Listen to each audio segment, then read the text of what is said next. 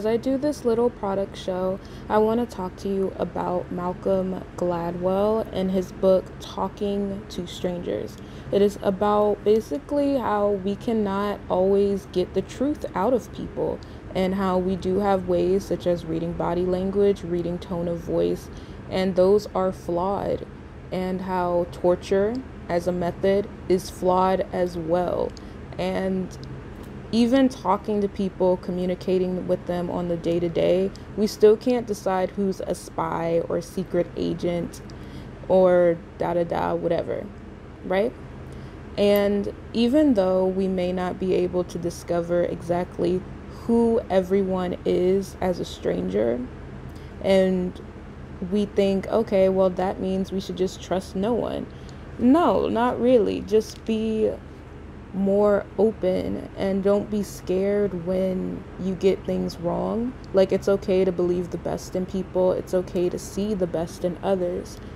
And if you get it wrong, don't blame yourself. Don't be like, oh my gosh, I hate that I couldn't see that this person was a bad person. Like, don't feel stupid about it, because if our society didn't trust people, we would have a failing society. And one of the examples he used was the police, because they are taught and trained to see everyone as bad and everyone as, this is a criminal. Oh, if they have food wrappers in their car, oh, this could be criminal activity. And he brought up the Sandra Bland case, and he looked at how the police officer, Ryan Encina, this guy, he came in and saw Sandra's car had like an Illinois Chicago plate, but she was in Texas. And he immediately was like, oh, she must be up to something horrible. She must be up to no good. And things like that do not help people at all, because we know what happened to Sandra Bland and other black people who were driving and seen as criminals, right? And it's not very helpful for our society if we just don't trust anyone ever, and it starts hurting people. So if you want to actually be good and help people, start trusting them more and stop looking for the worst before it even happens. And as well, you can still use your intuition. You can still know if someone's good or bad, and there's nothing wrong with trusting your intuition at times, but you can be biased, you can be flawed.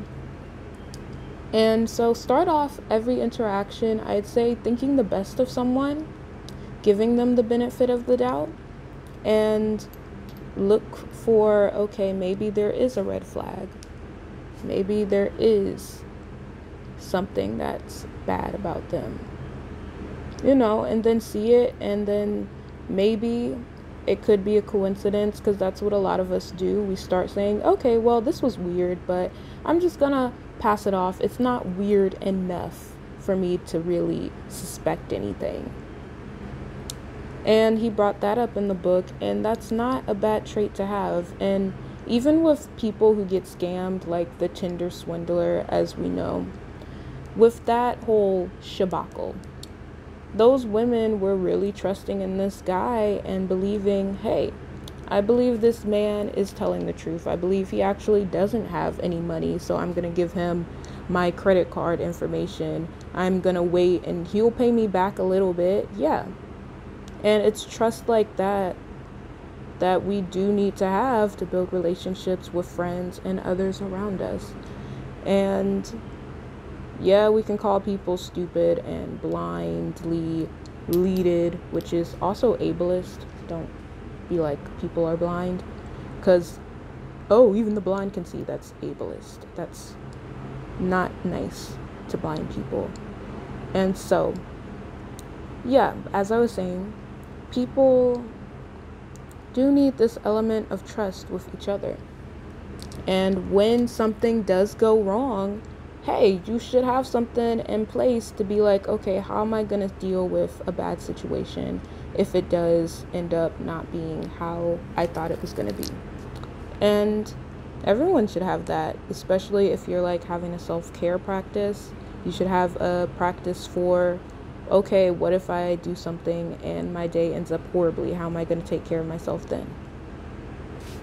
It's just as simple as having a plan B, having a plan C, having, in what SpongeBob was talking about, plan Z, if y'all remember the SpongeBob the movie thing. And that's all I could say with the book. It didn't really tell you how to discover if someone's telling the truth or not, because you can't.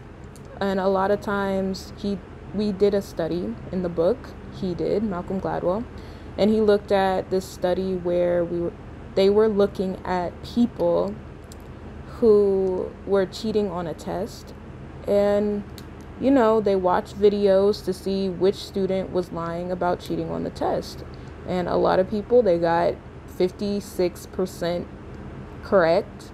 So there was like a basically 50% chance of failure in not knowing who was actually lying. And if you know, there's this Netflix show called Bull Crap. And it's basically about, hey, you win more money the more you can pretend and lie about knowing right answers to people. And you would see people explain, this is my reasoning for why I think this guy is a liar. And it would end up where the guy was telling the truth, or da-da-da-da-do-do. Some some liars' tales do show, but other times it doesn't. And it's okay to want people to tell you the truth and to expect people to tell the truth. That's really what I got from the book by Malcolm Gladwell. And I hope that you guys remember to look for the good in people and don't feel stupid if they end up not being as good as you thought they would be. Now, this is a jar of Tiger's Eye. Everybody should love Tiger's Eye because it's brown and gold, and it also brings good luck. This Amazonite brings good luck. Honestly, these stones, again, they're up to your own interpretation, and you can build a relationship with them, make them your friends, because again, things are put on this earth to help you, and you can add magic to anything. You can add miracles and add your intention to anything and see, hey, everything in the world is here to help me. So it's a much more fun way of looking at the world too. And that's all I have to say about that. And honestly, I don't think it's bad to just believe people and look for the good in them. And that's all I have to say after reading that book. So thank you for watching.